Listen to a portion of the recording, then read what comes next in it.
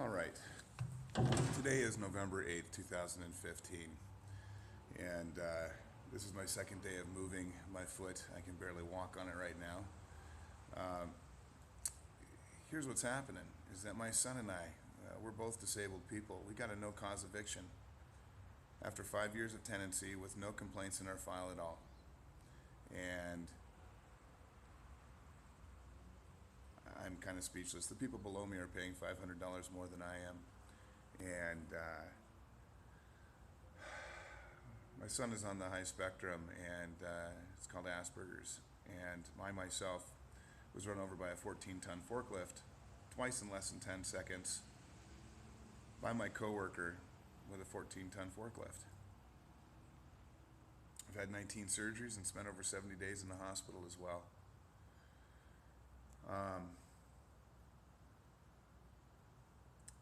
Back in 2005, I purchased a house, and in August of '08, I was given full custody of my son and judicially allowed to move out of the state of Oregon in order for me to be near family in Montana to go through this amputation.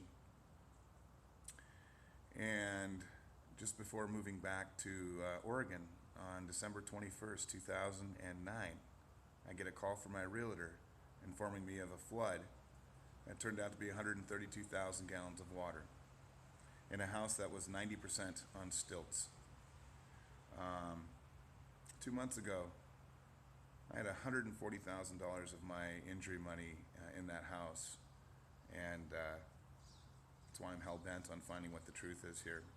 So 2 months ago, I had an hour and 47-minute phone call with PGE, and I got confirmation that my realtor, I got confirmation from a supervisor, mind you, from a realtor stating that my realtor had called PGE 6 days after Wilsonville started to freeze. She made a phone call on the 6th of December 2009 and didn't tell me about the flood until 15 days later. Per the Wilsonville Water Company, my water was shut off in late October 2009, so somebody turned my water back on.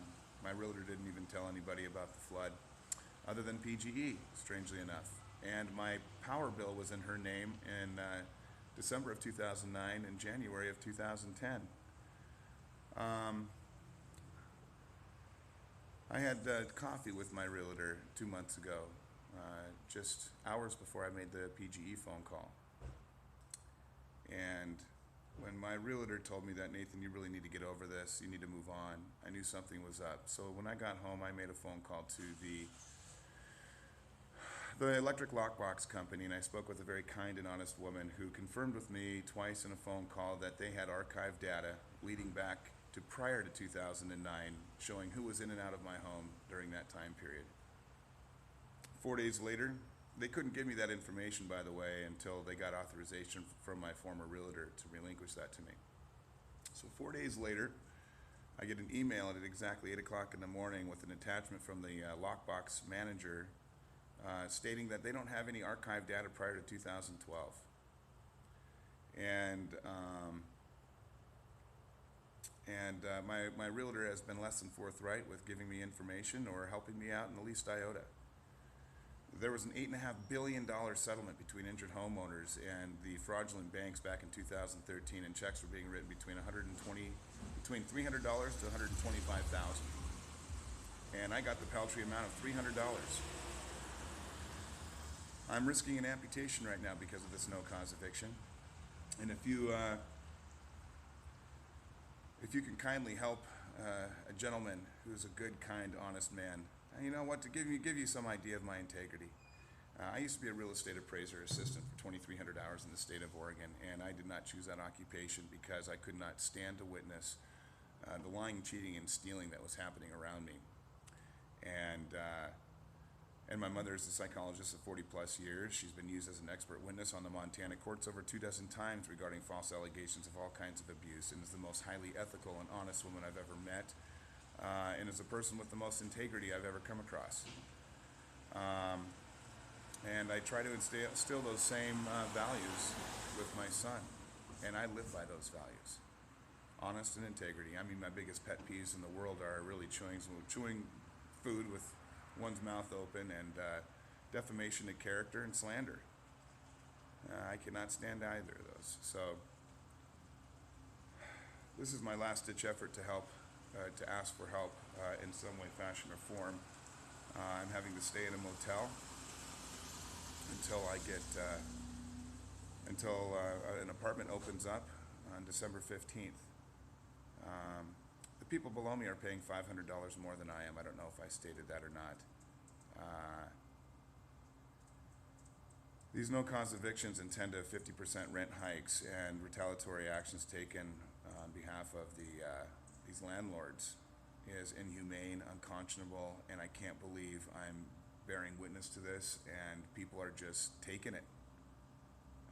What's happening here, the displacement of Oregonians, is unbelievable. And if you get the chance to go to OregonCat.org, OregonCat.org, it's a wealth of information there regarding the subject matter that I'm talking about. I appreciate you taking a look at this. I'm sorry that it's taken so long to put a video up, but I've always been a very private man, and I'm doing everything I can to save my leg. So thank you very much for watching this.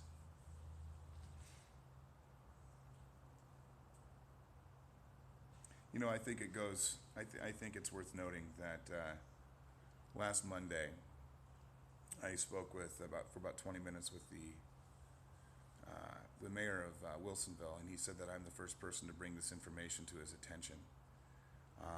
And I said, you know, that's a great example of the huge disconnect that we have. And I got to speak with the director of the Oregon Housing Authority as well, and some other directors, and I have all their empathy, but their hands are tied because this is a state level issue. So anyway, thank you very much for your time.